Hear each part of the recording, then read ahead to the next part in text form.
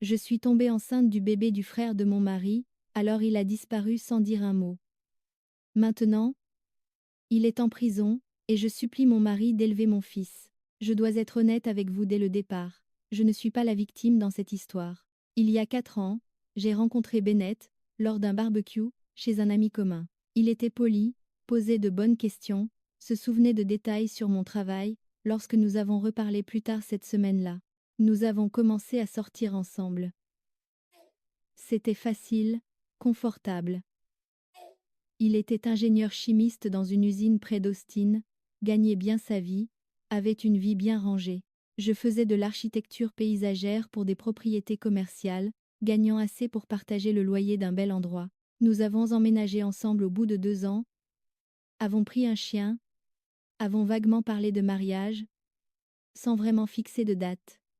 Ses parents m'adoraient. Mes parents l'adoraient, tout était exactement comme ça, devait être, et je m'ennuyais tellement. Pas malheureuse. C'est la partie qui rendait les choses pires. Bennett était bon avec moi. Il n'oubliait jamais de prendre mon café préféré en rentrant chez lui. Il m'écoutait quand je me plaignais de clients difficiles. Il était fiable de toutes les manières qui auraient dû compter, mais la fiabilité ne fait pas battre le cœur plus vite. Callum a débarqué en mars. Le frère cadet de Bennett, de 3 ans son cadet. Je l'avais rencontré une fois auparavant lors d'une réunion de famille, je me souvenais à peine de lui. Mais cette fois, il restait avec nous pendant une semaine le temps de régler quelques affaires à Austin. Bennett était ravi de l'accueillir, n'arrêtait pas de dire comment Callum avait vraiment repris sa vie en main, qu'il réussissait bien. Le type qui a franchi notre porte ne ressemblait pas à quelqu'un qui avait besoin d'aide. Veste en cuir hors de prix, montre qui coûtait probablement plus cher que la traite de ma voiture. Il travaillait dans l'import-export de voitures de luxe, ou du moins c'est ce qu'il disait. Il voyageait constamment, avait des histoires sur Milan, Dubaï, Los Angeles. Tout en lui criait le temporaire, comme s'il disparaîtrait à la seconde où les choses deviendraient ennuyeuses. Le contraire de Bennett dans tout ce qui comptait. J'ai remarqué l'attirance immédiatement, ce genre d'attraction qui semble physique, comme se tenir trop près du bord d'une falaise. Je me suis dit que c'était juste de la biologie, que ça ne voulait rien dire. Bennett et moi étions solides. Je l'aimais. C'était juste de l'alchimie. Les premiers jours se sont bien passés. Callum était charmant, mais correct. Nous dînions tous ensemble, regardions des films, des trucs normaux, quand on reçoit. Bennett s'écroulait tôt. Il devait se lever à 5h30 pour le travail, et Callum et moi restions debout à discuter. C'est là que c'est devenu dangereux. 4e nuit. Peu. Être 1 du matin. Nous étions sur le porche arrière. Je buvais du vin. Il buvait du whisky sec. Bennett dormait à l'étage comme toujours. Je peux te demander quelque chose? A dit Callum. Bien sûr. As-tu déjà eu l'impression de vivre la vie de quelqu'un d'autre? J'aurais dû éluder la question, faire une blague, aller me coucher.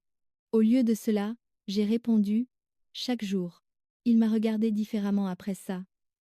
Plus comme la petite amie de Bennett, mais comme quelqu'un qu'il voyait vraiment. Bennett est un mec bien, a dit Callum. Le meilleur, honnêtement. Il l'a toujours été. Il fait tout bien.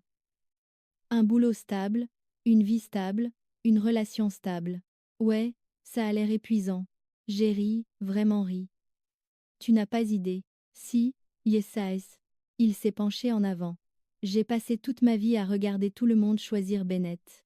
Il est le pari sûr, celui qui ne te laissera jamais tomber, celui qui ne te surprendra jamais non plus. Ce n'est pas juste pour lui. Je n'ai pas dit que c'était juste. J'ai dit que c'était vrai. Nous sommes restés assis en silence pendant 1 minute. J'aurais dû rentrer à l'intérieur.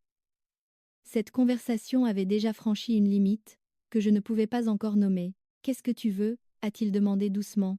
Quoi? Quoi? De la vie. Pas ce que tu es censé vouloir. Qu'est-ce que tu veux vraiment? Personne ne m'avait jamais demandé ça, pas comme ça, pas d'une manière qui exigeait une vraie réponse. Je ne sais pas, ai-je dit. Si. Il était assis assez près pour que je puisse sentir son eau de Cologne, quelque chose de fort et de cher que Bennett ne porterait jamais. Assez près pour que si je me penchais de quelques centimètres à peine, tout changerait. J'aurais dû m'éloigner cette nuit-là. Au lieu de cela, je me suis penchée vers lui. Le baiser a duré peu, être 10 secondes. Quand je me suis reculée, Callum n'a rien dit. Il n'a pas essayé de m'embrasser à nouveau. Il s'est juste levé, a dit « bonne nuit » et est allé dans la chambre d'amis. Je suis restée assise sur ce porche pendant encore 1 heure à essayer de comprendre ce que je venais de faire. Le lendemain matin, Bennett a préparé des pancakes. Callum les a mangés et a fait des blagues sur la cuisine de Bennett. J'ai bu du café, et j'ai eu l'impression d'observer ma vie de l'extérieur de mon corps, tout avait l'air pareil. Rien ne l'était. Callum est parti 2 jours plus tard. Il a pris Bennett dans ses bras pour lui dire au revoir. M'a fait un signe de tête poli. C'était tout.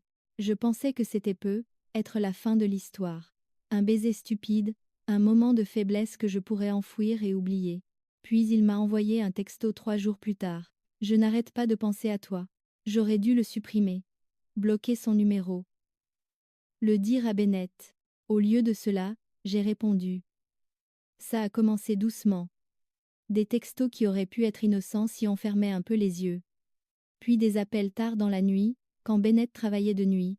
Ensuite, Callum a dit qu'il avait de nouveau des affaires à Austin. Pouvions-nous nous voir pour prendre un café? Nous n'avons pas pris de café. La liaison n'était pas passionnée ou romantique ou n'importe quelle autre connerie que les gens se racontent. C'était juste différent. Callum me faisait me sentir vivante d'une manière que j'avais oublié être possible. Il était imprévisible, excitant. Quand j'étais avec lui, je ne pensais pas aux factures, aux listes de courses ou s'il fallait remplacer le filtre à air. J'étais simplement présente. Nous nous retrouvions dans des hôtels au nord de la ville, quand il était à Austin. 2 fois par mois, parfois 3. Bennett ne s'est jamais douté de rien. Pourquoi l'aurait-il fait? Je ne lui avais jamais donné de raison de ne pas me faire confiance. C'est la partie qui m'empêche encore de dormir la nuit. Pas la tromperie en elle-même, mais la facilité de la chose. À quel point il a été simple de mentir à quelqu'un qui m'aimait. Au bout de 3 mois, j'ai eu un retard de règles. J'ai fait le test dans les toilettes d'un Target, parce que je ne pouvais pas risquer que Bennett le trouve à la maison. Assise sur le couvercle des toilettes à fixer 2 lignes roses, faisant des calculs dont je connaissais déjà la réponse. Bennett et moi utilisions des protections religieusement. Nous faisions attention. Pas Callum et moi. Je l'ai appelé depuis le parking. Les mains tremblantes à tel point que je pouvais à peine tenir le téléphone. Je suis enceinte. Silence. Assez long pour que je pense qu'il avait raccroché. Tu es sûre? 3 tests de grossesse en sont sûrs. S. Il est de toi. Encore du silence. Je l'ai entendu expirer. D'accord, a-t-il finalement dit. D'accord. On va trouver une solution. Ensemble. Ce mot, ensemble, m'a fait quelque chose. Bennett et moi étions ensemble depuis 4 ans, mais je n'avais jamais eu l'impression que nous étions une équipe prenant des décisions difficiles. Nous étions juste 2 personnes existant dans le même espace. Je dois le lui dire, ai-je dit. Je sais, il va me détester, probablement. La voix de Callum était douce. Mais tu ne peux pas lui cacher ça. Ce n'est pas juste, c'est drôle. L'homme, avec qui j'avais une liaison, avait plus d'intégrité sur l'honnêteté que moi. J'ai conduit jusqu'à la maison. Je suis restée assise dans l'allée pendant 20 minutes. Je suis rentrée. Bennett était sur le canapé en train de regarder un documentaire sur le forage en haute mer. Il a levé les yeux, quand je suis entrée. Eh, ça va? Tu es pâle. Nous devons parler. Il a mis la télé en sourdine. S'est redressé. Qu'est-ce qui ne va pas? J'aurais dû y aller doucement, trouver de meilleurs mots. Mais il n'y avait pas de bonne façon de le dire. Je vois Callum. Depuis 3 mois. Et je suis enceinte. Son visage a perdu toute couleur. Il n'a pas crié. N'a rien jeté. Ne m'a pas demandé de m'expliquer, ni supplié, ni demandé de me justifier. Il s'est simplement levé, a marché jusqu'à notre chambre. Je l'ai suivi. Bennett, s'il te plaît. Il a sorti un sac de sport du placard. A commencé à faire ses affaires. Vêtements, articles de toilette, chargeur de téléphone. Je suis tellement désolée, ai-je dit. Je sais que ça ne répare rien, mais j'ai besoin que tu le saches. Il a fermé le sac, l'a soulevé. Bennett, dis quelque chose. N'importe quoi. Il est passé devant moi comme si je n'étais pas là. A attrapé ses clés sur le crochet près de la porte. Oh vaste tout. Aucune réponse. Nous devons en parler. Il a ouvert la porte d'entrée. Bennett, s'il te plaît. Il s'est arrêté, s'est tourné pour me regarder.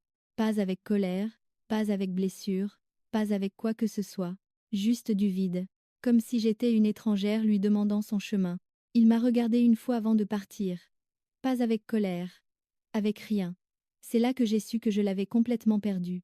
Bennett m'a bloqué de partout, en moins de 48 heures. Téléphone, réseaux sociaux, les emails revenaient avec un message d'erreur. Quand je suis passée en voiture devant la maison de ses parents, sa voiture était dans l'allée, mais personne n'a répondu à la porte. Il avait complètement déménagé de notre appartement.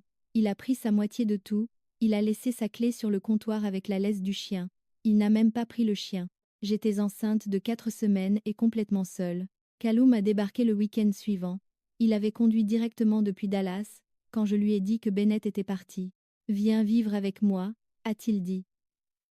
J'ai un appartement en centre-ville. 2 chambres. Tu ne devrais pas être seule en ce moment. J'aurais dû me demander pourquoi il avait un appartement de 2 chambres à Austin, alors qu'il était censé voyager constamment pour le travail. J'aurais dû demander beaucoup de choses. Mais j'étais enceinte, terrifiée, et la seule personne, à m'offrir quoi que ce soit, était l'homme qui m'avait aidé à détruire ma vie. Alors, j'ai emménagé. L'appartement de Callum était au 15e étage d'une de ces nouvelles tours de verre près de la rivière. De grandes baies vitrées, des plans de travail en marbre, des meubles qui semblaient sortir d'un catalogue, que je n'aurais pas les moyens de feuilleter. Les affaires marchent bien, a-t-il dit en voyant mon expression. J'étais enceinte de 4 mois, quand j'ai commencé à remarquer des choses. Les appels téléphoniques qu'il prenait dans l'autre pièce. Sortant toujours sur le balcon, la voix basse, étendue. L'ordinateur portable qu'il refermait brusquement quand je passais. Le courrier qui arrivait dans des enveloppes à l'aspect officiel qu'il fourrait dans le tiroir de son bureau avant que je puisse voir l'adresse de l'expéditeur. Tout va bien, ai-je demandé un soir après, qu'il eut passé 30 minutes dans la salle de bain au téléphone. Juste des trucs de clients. Des acheteurs exigeants, tu sais comment c'est. Je ne savais pas comment c'est. Je ne l'avais jamais vraiment entendu parler d'une voiture, d'un client, ou d'un accord en particulier. Juste de vagues mentions d'affaires en Californie ou de rencontres avec des investisseurs en Floride. Un après-midi, pendant qu'il était sorti, j'ai cherché sur Google le nom de son entreprise. Celui sur ses cartes de visite. Prestige Auto International. Le site web avait l'air assez professionnel. Des photos élégantes de voitures de luxe. Une déclaration de mission générique sur la mise en relation de clients exigeants, avec des véhicules exceptionnels. Mais il n'y avait aucun témoignage. Pas d'adresse physique. Pas de répertoire du personnel. La page de contact n'était qu'un formulaire de courriel générique. J'ai cherché plus loin. J'ai trouvé une mention sur un forum de passionnés d'automobile datant d'il y a 2 ans. Quelqu'un demandant si quelqu'un avait déjà fait affaire avec eux. Aucune réponse. Des signaux d'alarme partout. Mais j'étais enceinte de 5 mois avec nulle part où aller, alors je me suis dit que j'étais paranoïaque. Les agents sont venus un mardi matin. J'étais dans la cuisine en train de préparer le petit déjeuner quand quelqu'un a frappé. Pas un coup régulier, le genre de coup qui respire l'autorité. Callum est sorti de la chambre, comme s'il avait vu un fantôme. Ne réponds pas, a-t-il dit. 3 autres coups. Plus fort. FBI. Nous avons un mandat. Tout ce qui a suivi s'est passé trop vite pour être assimilé. 6 agents. Mandat de perquisition. Callum menottait sur le canapé pendant qu'il fouillait tout. Ordinateur, dossier, relevé bancaire. Un agent m'a fait asseoir à la table de la salle à manger. Madame, depuis combien de temps vivez-vous ici? 2 mois. Et quelle est votre relation avec Monsieur Brennan? Il est, nous sommes. Je n'ai pas pu terminer ma phrase. Ils m'ont interrogé pendant 3 heures, m'ont posé des questions sur des comptes bancaires, des virements, des noms que je n'avais jamais entendus. Je leur ai dit tout ce que je savais, ce qui équivalait à rien. Fraude électronique, blanchiment d'argent, système d'investissement ciblant des particuliers fortunés. Callum dirigeait une chaîne de Ponzi depuis 4 ans. Il promettait des rendements sur des investissements dans des voitures de luxe qui n'existaient pas. Il prenait l'argent des nouveaux investisseurs pour payer les anciens. 57 victimes, 8 millions de dollars. Ils l'ont arrêté, l'ont emmené menotté pendant que je restais assise là, enceinte de 6 mois, à essayer de comprendre comment j'avais pu passer à côté de tout ça. Est-ce que j'ai des ennuis? Ai-je demandé à l'agent principal. Elle m'a regardé avec quelque chose qui ressemblait à de la pitié. Pas sur le plan pénal. Mais cet appartement, ces voitures, les comptes bancaires, tout ça va être saisi. Vous devriez commencer à chercher un autre endroit où rester. Ils m'ont laissé là avec des étiquettes de preuve sur tout ce que je croyais être à moi. 3 jours plus tard, j'ai reçu l'avis d'expulsion. Confiscation d'avoirs fédéraux. J'avais 2 semaines. J'avais vidé mes économies, en emménageant avec Calum.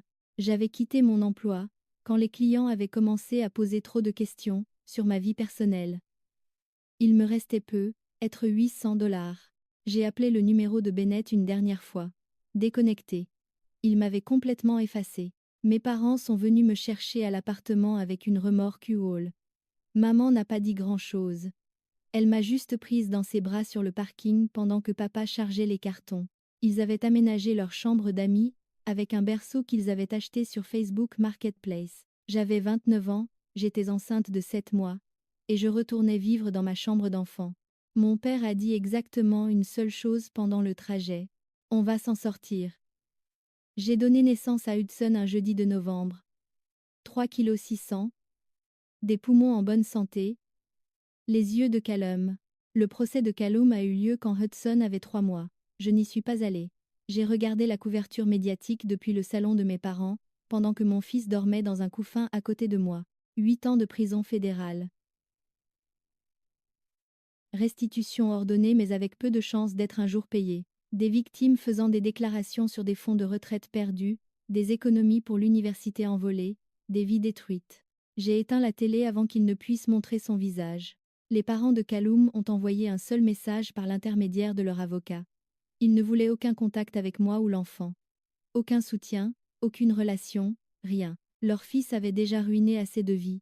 C'était donc juste moi, Hudson, et la déception silencieuse de mes parents. Le monde de l'architecture paysagère à Austin est plus petit qu'on ne le pense. Tout le monde connaît tout le monde. Les nouvelles vont vite. J'ai essayé de contacter d'anciens clients. J'ai reçu des emails aux airs très professionnels, m'expliquant qu'ils prenaient une direction différente, ou évoquant des contraintes budgétaires. Un ancien collègue a été assez honnête pour dire ce que les autres ne voulaient pas dire. Je ne peux pas avoir quelqu'un avec ton passif pour représenter mon entreprise. Mon passif de femme mise enceinte par un criminel. Mes anciens amis ont disparu un par un. La plupart d'entre eux avaient d'abord été les amis de Bennett. De toute façon, ils avaient choisi leur camp, et ce n'était pas le mien. J'ai pris un emploi à la jardinerie Greenway, près de l'autoroute 35, $10 de l'heure, à charger des sacs de terreau, et à aider les clients à choisir des pétunias.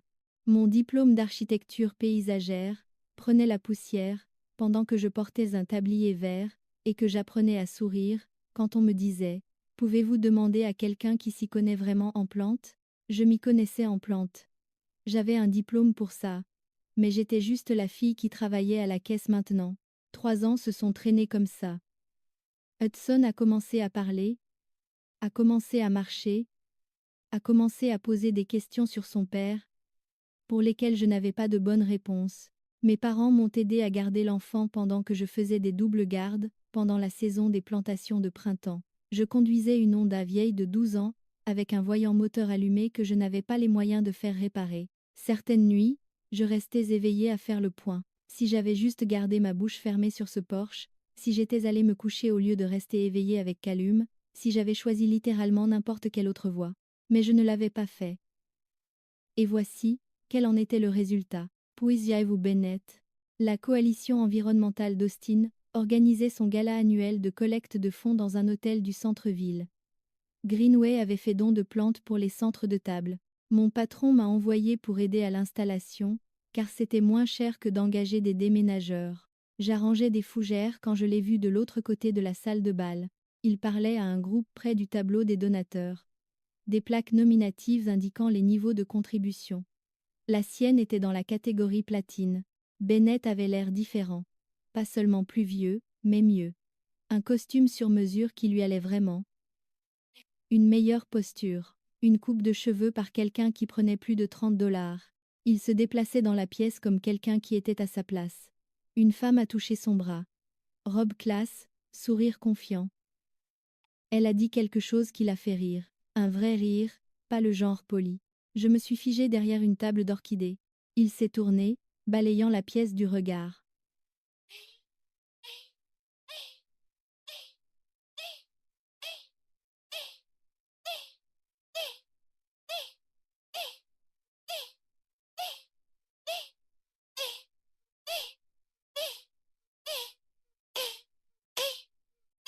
J'ai attendu quelque chose, de la reconnaissance. Il m'a regardé pendant exactement 3 secondes, puis a détourné le regard, pas avec colère, pas avec blessure, comme si je faisais partie des meubles. Quelque chose sur lequel ses yeux glissaient, en cherchant quelque chose d'important.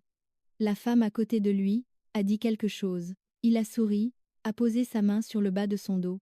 J'ai vu l'alliance. J'ai attrapé ma veste et je suis partie avant de devoir en voir davantage. Mais je n'arrêtais pas d'y penser. 2 semaines plus tard, Hudson s'est réveillé en pleurant à cause d'un cauchemar. Je l'ai serré dans mes bras, jusqu'à ce qu'il se rendorme, puis je me suis assise à la table de la cuisine de mes parents, à faire défiler des offres d'emploi, pour lesquelles je n'étais plus qualifiée. C'est là que je l'ai vu.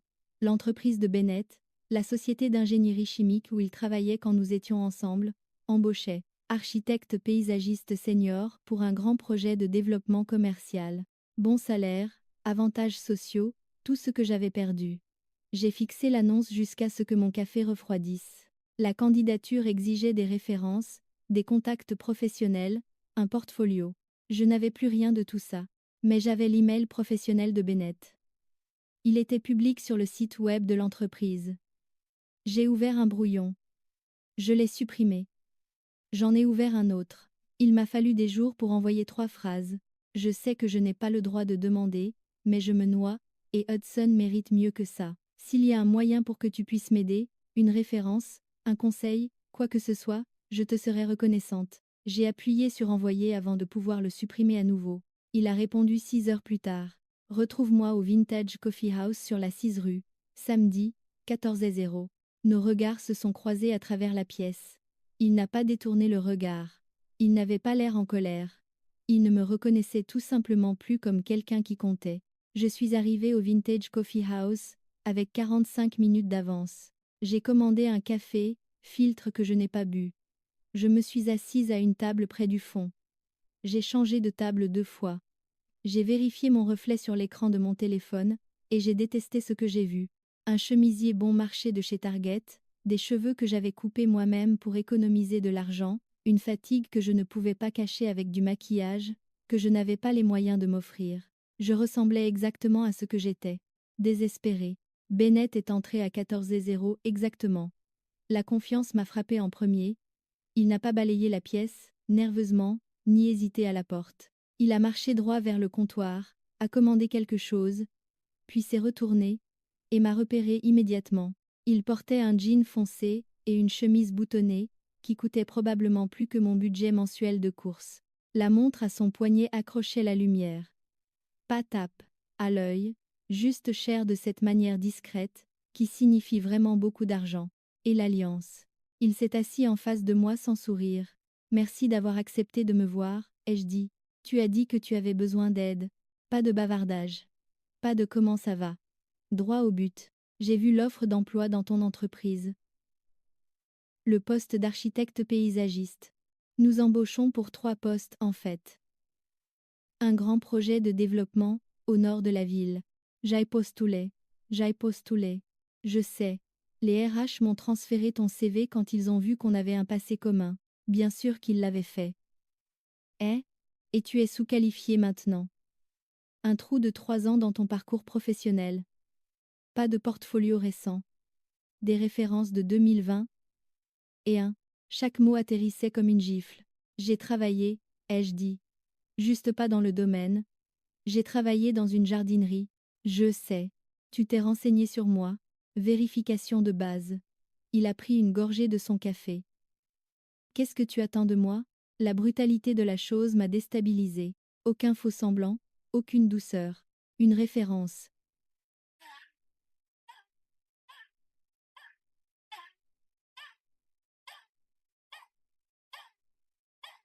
Peut être des conseils sur la façon de reconstruire mon portfolio. Je ne te demande pas de.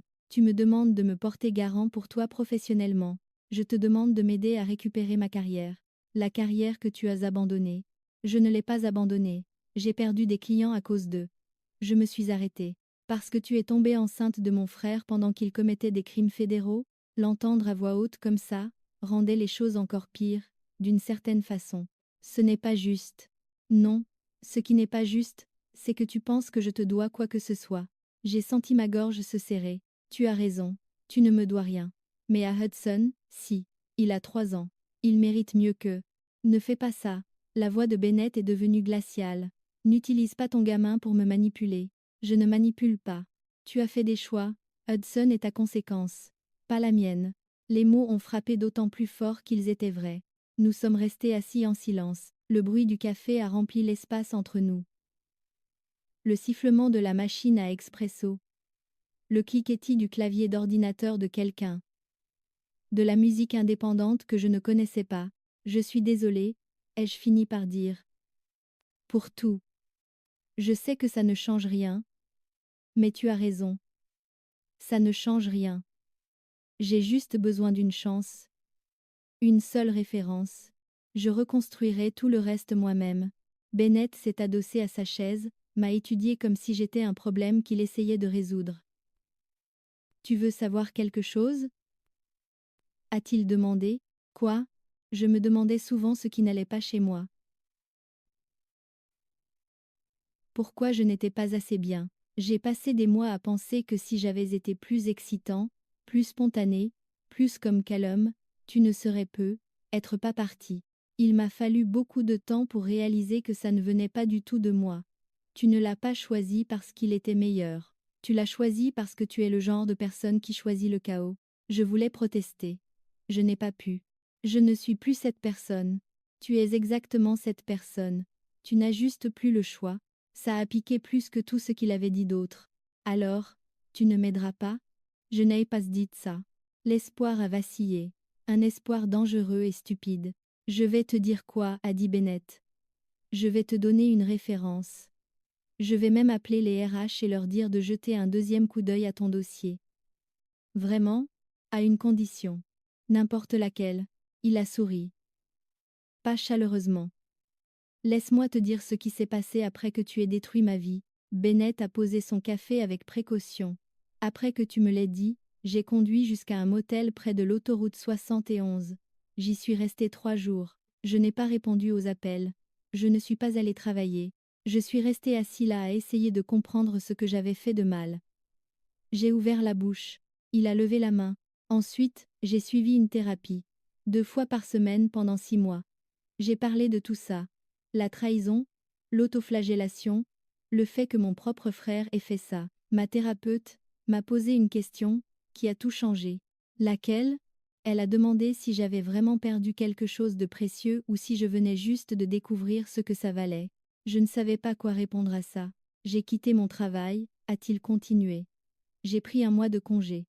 Je suis allée à la salle de sport tous les matins, parce que j'avais besoin d'un endroit où canaliser ma colère. J'ai commencé à courir. J'ai perdu près de 10 kilos. J'ai lu des livres que je repoussais. Je suis allée à une conférence professionnelle à Denver que j'avais zappée pendant des années parce que tu disais que c'était un gaspillage d'argent. Il a fait une pause. A souri légèrement. J'y ai rencontré ma femme. Elena. Elle est ingénieure civile. Elle a fait une présentation sur les infrastructures durables qui m'a vraiment donné envie d'en apprendre davantage. On a pris un café. Puis on a dîné.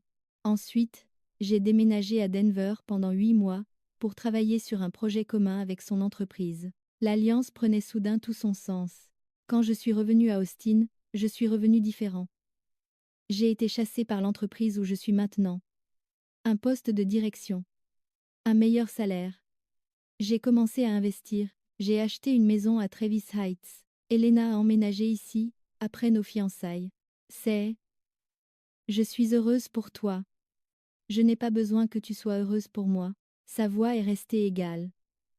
J'ai besoin que tu comprennes quelque chose. Tu n'as pas seulement triché. Tu as choisi mon frère. La seule personne qui savait exactement ce que ça me ferait. Tu as choisi le chaos, plutôt que la sécurité. Tu as choisi l'excitation plutôt que la stabilité.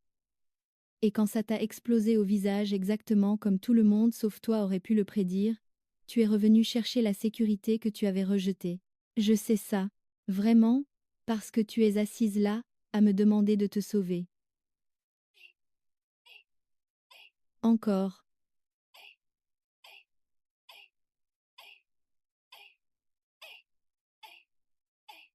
Comme si j'étais toujours le plan de secours. Ce n'est pas comme ça. C'est exactement comme ça. Tu as besoin de quelque chose, alors tu viens voir le fiable Bennett. Le type avec qui tu t'ennuyais tellement que tu as dû baiser son frère pour te sentir vivante. L'amertume dans sa voix était la première vraie émotion que j'entendais de sa part. Je ne sais pas ce que tu veux que je te dise. Je ne veux pas que tu dises quoi que ce soit. Je veux que tu entendes ceci. Tu ne m'as pas brisé. Tu m'as libéré. J'ai passé 3 ans à construire une vie que je voulais vraiment au lieu de la vie que je pensais devoir avoir. J'ai épousé quelqu'un qui m'a choisi en premier. Nous allons avoir une fille dans 3 mois. Ça a fait plus mal que ce que j'imaginais. Félicitations. Je ne te dis pas ça pour être gentil. Je te le dis pour que tu comprennes. Je ne te donnerai pas de référence. L'espoir est mort sur le champ. Mais Bennett a sorti son portefeuille, en a retiré une carte de visite, et l'a posée sur la table. C'est la carte d'Elena. Elle dirige une organisation à but non lucratif, qui aide les parents célibataires à trouver un emploi, et à se former. Il travaille avec des personnes qui reconstruisent leur carrière. Il pourrait être en mesure de t'aider. J'ai fixé la carte. Tu ne fais pas ça pour moi. Non. Je le fais parce que je ne suis pas la personne que tu m'as fait croire que j'étais. Insuffisant, ennuyeux, facile à remplacer. Je le fais parce que je peux aider quelqu'un, sans que cela ne me coûte quoi que ce soit d'important. Il s'est levé. Bennett, attends. Je ne te déteste pas, a-t-il dit. Je ne pense pas assez à toi pour te détester. Tu es juste quelqu'un que j'ai connu et qui a fait de mauvais choix. C'est tout. Penses-tu parfois à ce que nous avions? Il a vraiment réfléchi à la question. Tous les jours, a-t-il dit. Jusqu'à ce que je ne le fasse plus. C'est là que j'ai su que j'avais gagné. Gagné quoi? Ma vie en retour. Tu as fait ton choix. J'ai fait le mien. La différence, le mien a mieux tourné. Il est sorti. Je suis restée assise là avec la carte de visite d'Elena, à regarder par la fenêtre pendant qu'il montait dans une Tesla et s'éloignait. J'ai appelé l'organisation à but non lucratif le lendemain. Ils m'ont inscrite à un programme de formation professionnelle de 6 mois. M'ont aidé à reconstruire mon portfolio. M'ont mis en contact avec de plus petites entreprises prêtes à donner sa chance à quelqu'un avec des trous dans son CV. 8 mois plus tard, j'ai reçu une offre d'emploi à San Antonio.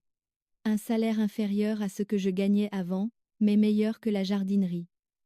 Je l'ai accepté. J'ai emménagé avec Hudson dans un petit appartement à 40 minutes de chez mes parents.